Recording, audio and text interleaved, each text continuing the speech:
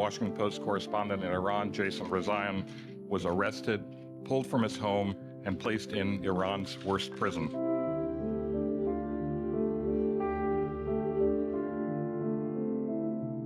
Jason has been imprisoned in Tehran for nothing more than writing about the hopes and the fears of the Iranian people.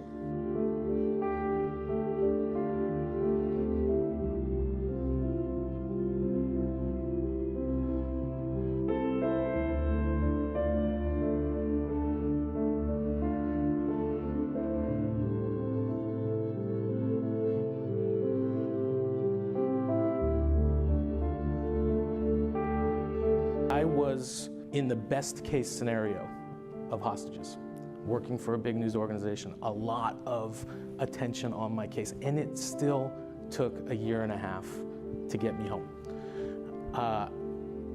I think when you look at so many of these cases, people in our small community of victims of this come home, they say to themselves, wow, I wish my case got resolved like Jason's did. And I've always believed that we could do a lot better than that.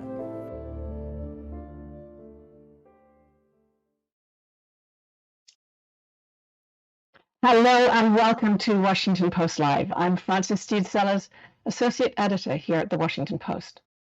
10 years ago today, my friend and colleague Jason Rezaian was imprisoned on charges of espionage in Iran. It took 544 days and dogged efforts on many parts to release him. Today, Jason joins me to talk about life 10 years on and his advocacy on behalf of hostages around the world. Jason, a very warm welcome to Washington Post Live. Thanks, Frances. Thanks for having me. Well, I'm so pleased to have you. And Jason, I want to start not by talking about your story, but by updating a little on the news. We learned on Friday that Evan Gershkovich, the Wall Street Journal reporter, had been convicted on charges of espionage and sentenced to 16 years. And just today, we learned that a Russian-American reporter or editor for Radio Free Europe had been sentenced to 6.5 years. What do you make of these troubling events? Well, Frances, I also want to highlight Paul Whelan, another American who's been wrongfully detained in Russia for almost 5 years now. Look, more and more states are taking U.S. citizens and citizens of other democracies hostage and then using them as leverage in negotiations with the United States. The sentencing of Evan and then also Kormasheva just in the last hour or so is an indication that the Russian side is trying to push a probable hostage swap. I think that's what they're trying to do, a deal with America. It comes at a very precarious time in U.S. domestic politics, obviously in U.S.-Russian relations that have never been lower than they are right now. I'm hopeful that it means that there's some movement on these cases. Secretary of State Blinken spoke about Evan's case last week when asked about it at a security conference, and said that they're 90% way to the deal, but that last 10% is oftentimes the hardest part. So I hope that there's a break and these three Americans and maybe others potentially who we don't know about come home very soon, and those in other countries who are being held. But it's a horrific situation for these people and for their families. And for their families. I want to ask you a little bit more about the specific case of journalists, because there's another case, Masha Gessen, who is a New York Times opinion writer and also a New Yorker writer many times. And they've written for the Washington Post too. And they were convicted in absentia. And of course, many people say journalists are just doing their job, but we're hearing these charges of espionage and also charges of broadcasting fake news, which I think was common to Alsu Komasheva too. So what do you make of these special events around journalists and the special risks they carry? I think that it's twofold. One, specifically attacking journalists is designed to send a chilling effect to other journalists who would cover those countries. Folks like Masha Gessen, who had the opportunity to be on a panel with just a couple months back talking about these very issues, and others who don't live in their country of origin any longer. It's a sign to those individuals who are considering going back to Russia or Iran or China. Don't come here. This could happen to you. But also, there's the leverage play, the use of these individuals as pawns in negotiations, as bargaining chips, as property, essentially. And the dehumanizing effect that it has on those of us who have been through this can't be understated. And I really want to remind people about what a tremendous abuse of power taking an innocent individual as a hostage solely because of the country that they happen to be a citizen of.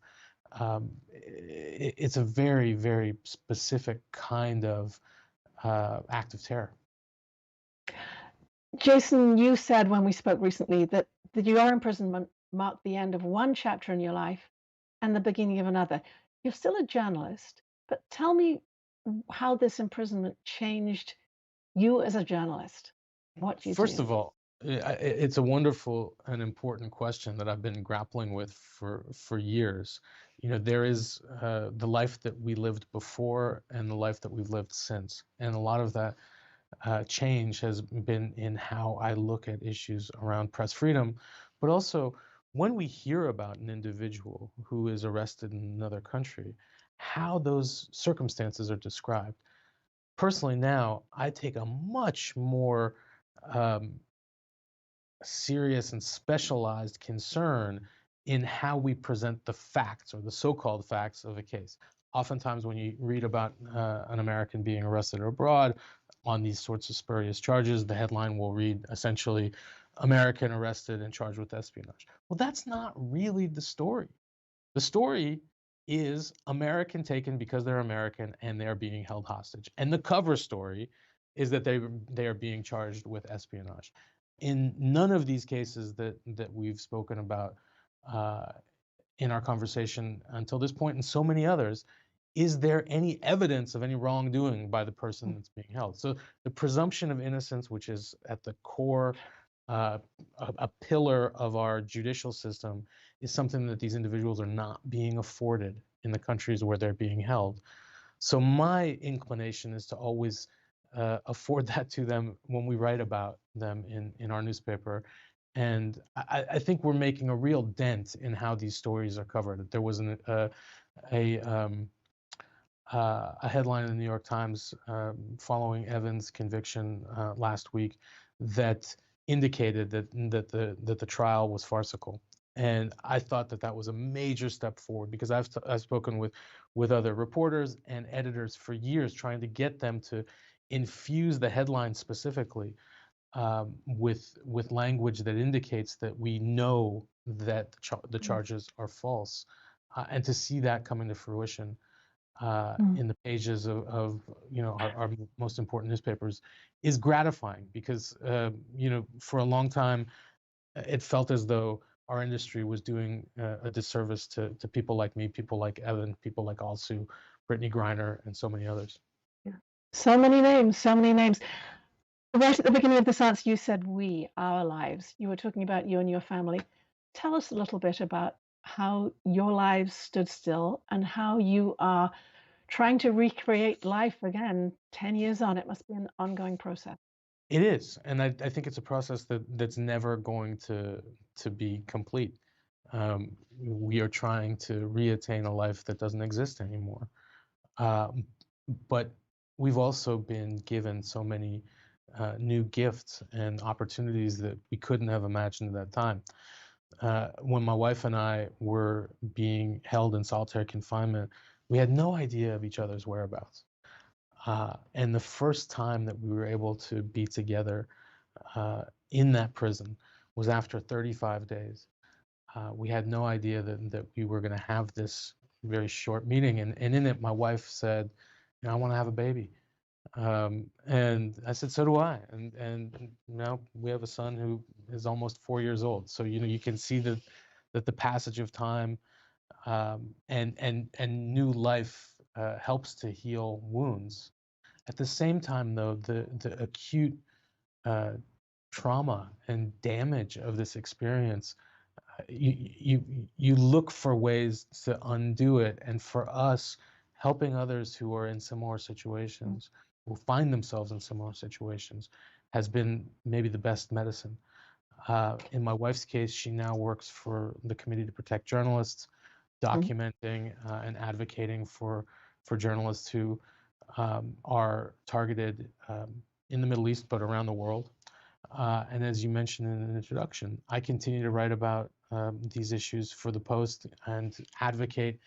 And we have a hard time using the word advocate as journalists, but I think I will be, forgiven for advocating for people who are suffering from something very similar to me. And when I think about it, the difference for Yegi, my wife, and I, and others in the space who may not have been held, we understand what an hour in solitary confinement feels like. We know what one extra day of imprisonment feels like. And so we do everything that we can, not only to amplify and raise the plights of others publicly, but try and mobilize forces that are available in our own newsrooms, or in her case, at the NGO that she works with, and in the community of NGOs that work in this space. It's too easy to get complacent or lackadaisical. One day is a day of an individual's life. And it matters, it has value, and I try and impress that onto people every day. So I understand that an anniversary like this is important, maybe to me and to my family, but I also know that there are others out there struggling with something very similar. Yeah, and Jason, we've been talking about the risks to journalists, but you also had a very powerful organization advocating for you. There were some key players. Former Secretary of State John Kerry worked to release you. What did that mean, and how aware were you while you were imprisoned that so many of us were hoping you would be coming home safely and doing what we could? I could not wrap my head around the fact that people cared, and I think it fuels my continued care for others in these situations. I was originally not aware of any of those activities because so many of them were being undertaken behind closed doors. For 14 months of the 18 months that I was in prison, secret negotiations between the U.S. and Iran were taking place over the fate of me and several other Americans. I started to hear bits and pieces about the Washington Post's efforts via my wife when she was conditionally released and was able to come and see me. As I heard about other efforts, or a guard, for example, would mention something that they had seen on television. I mean, the one that really sticks out for me and still warms my heart was that Muhammad Ali, around the time of my birthday, called for my arrest. And my wife came to prison on my birthday to tell me this, and I didn't believe her. And then the next day, one of the guards came to me and said, why are you so important that Muhammad Ali is calling for your arrest? And I want people to remember that Muhammad Ali is not only an American hero, he's a hero to Muslims around the world. Right. And so several months later, I still kind of doubted it. And my mother came to visit me, and I wasn't allowed to take pen or paper into these meetings, so I'd have to remember all of the things that I wanted to ask. I hadn't seen her in 6 months.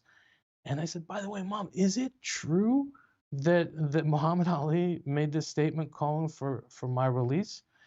And she said, yeah, wasn't that something? And I said, so you're telling me that the two most consequential American Muslims are calling for my freedom? And she said, yeah, Muhammad Ali and Congressman Keith Ellison. I said, no, Muhammad Ali and President Obama. And we have to have a laugh sometimes when we're stuck in these circumstances. By the way, I missed the whole tan suit incident that the President Obama had. You have to But laugh, right? And that's yeah. part of the the key. But Jason, this is a question I've always wanted to ask you, and I sort of have in passing. But how have you kept your sense of humor?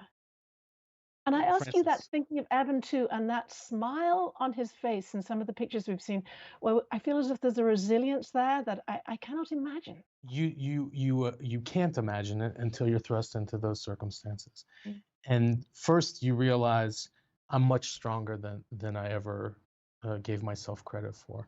Second, um, if I can't laugh at these ridiculous circumstances, I have nothing else, right? This is really my only defense. And in Evan's case, those images of him are a message to the entire world that that I'm still me. I'm still here, uh, and and they haven't taken that from him yet. And every time I see those images, people come to me and say, "Isn't he going to make his situation worse by, mocking them with the look on his face?" I said, "You know what? His situation is as bad as it can be, and Right. I'm standing there with him, laughing at them, because this is the best way to remind the world of the injustice that he and so many others are enduring."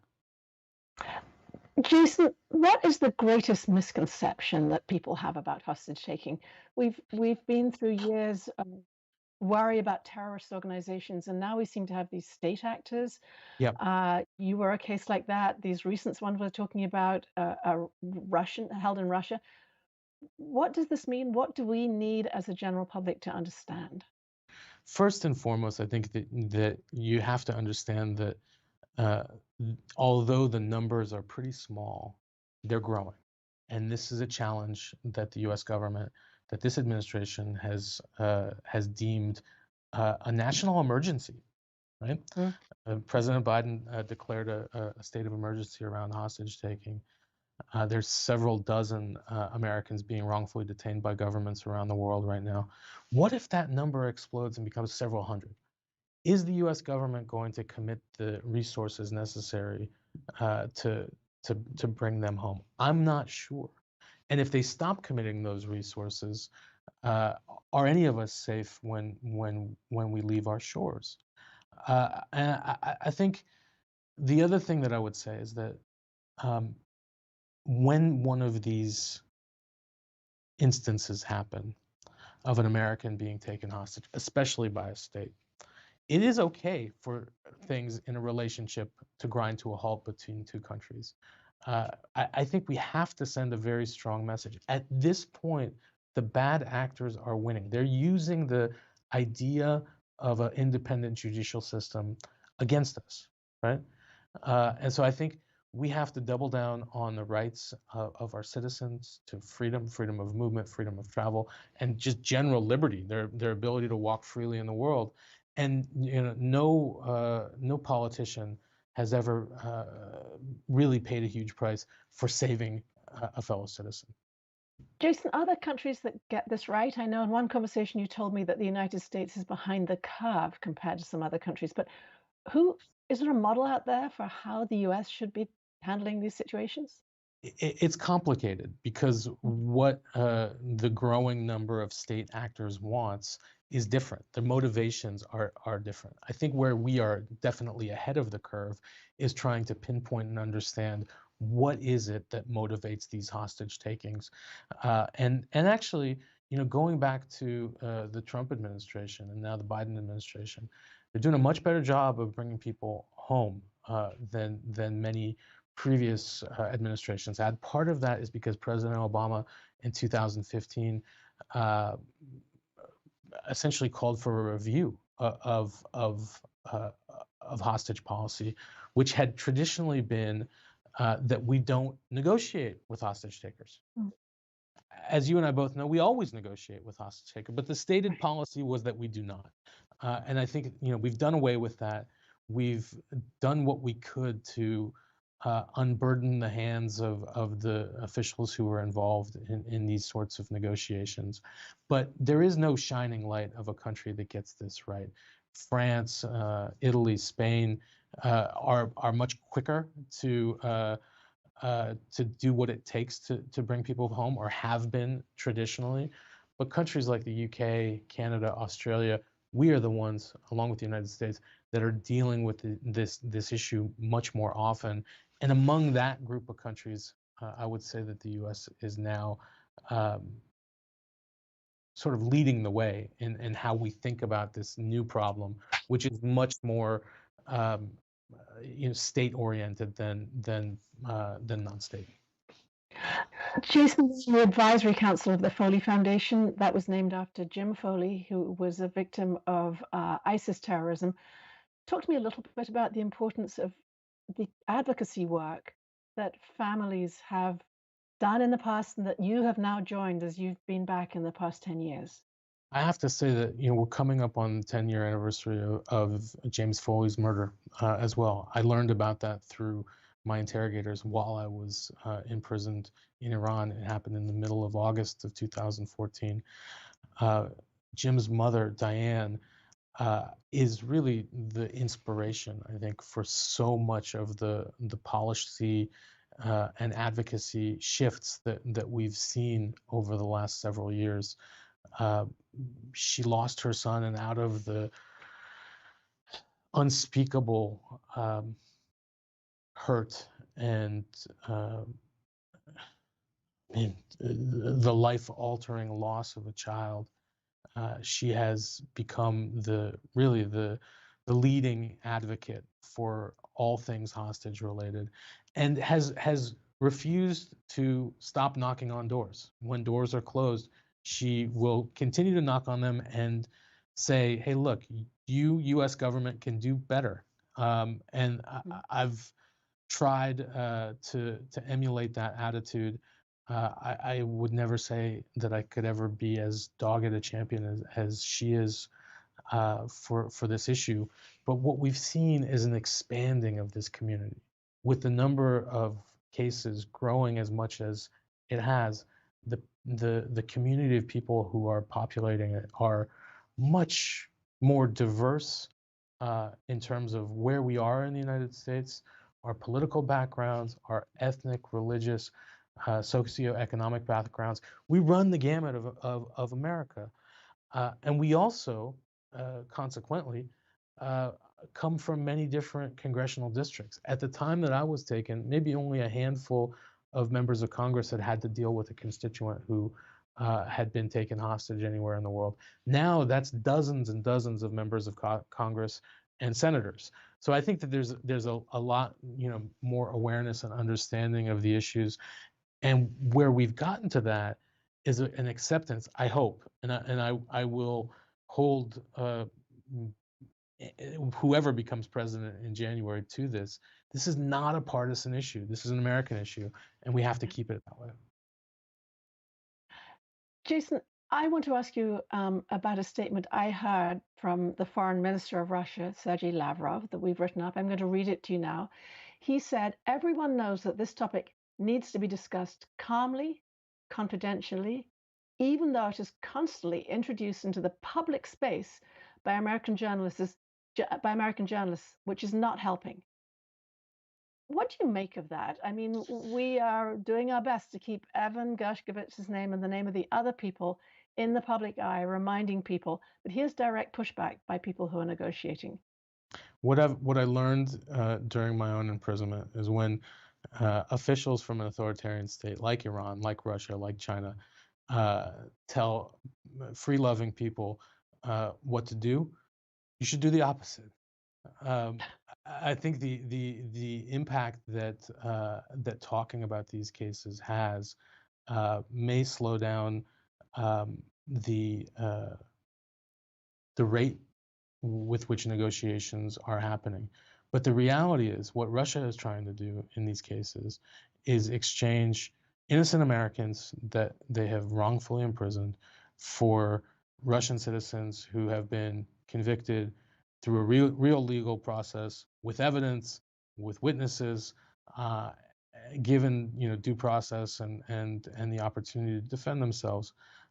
So it is like comparing apples with oranges. I think traditionally swaps for convicted or arrested, detained spies has been a way that countries have solved these issues. But when you start going after innocent individuals who are doing their work transparently above board with permission, and then accuse them of espionage so that you can get one of your own assets back, I do not put a lot of stock in what Foreign Minister Lavrov has to say on this issue. Right. I want to get to an audience question. We've had a lot. People are very interested. This one comes from Dawn in California. And Dawn asks,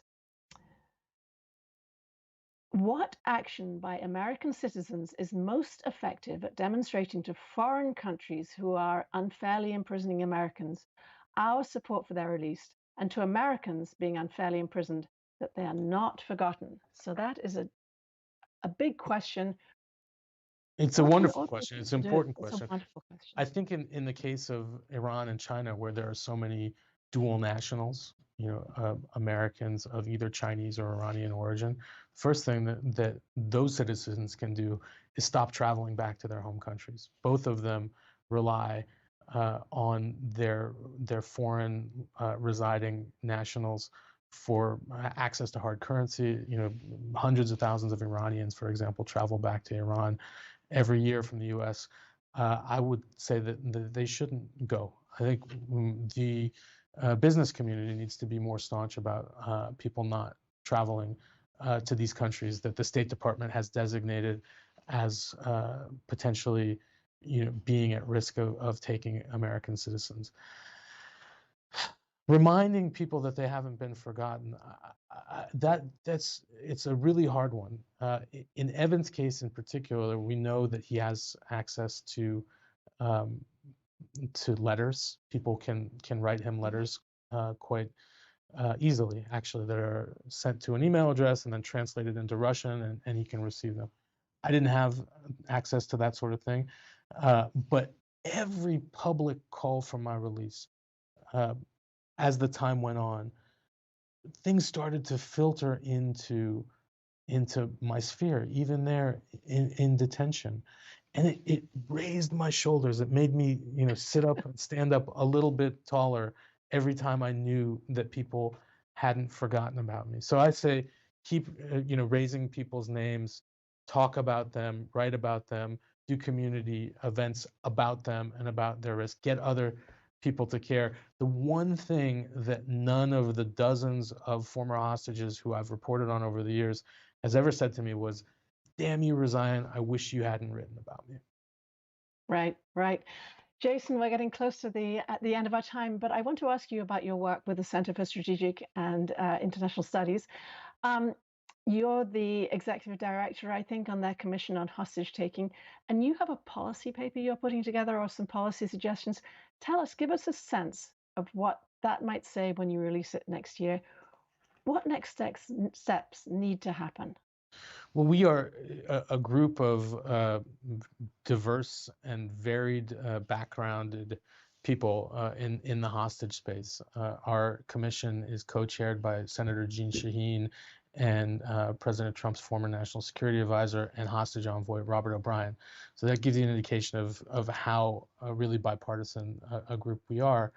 And I think we are going to look at recommendations that put the American citizen and hostages first, families first, realizing that this is not an easy problem. It's not going to be one that's solved overnight. But then on the back end of that, we have to look at the deterrence mechanisms that we either have at our disposal and aren't effectively using, or need to cultivate. Because this is a problem that's old as civilization. Thousands of years people have been doing this. And we haven't been able to get it right.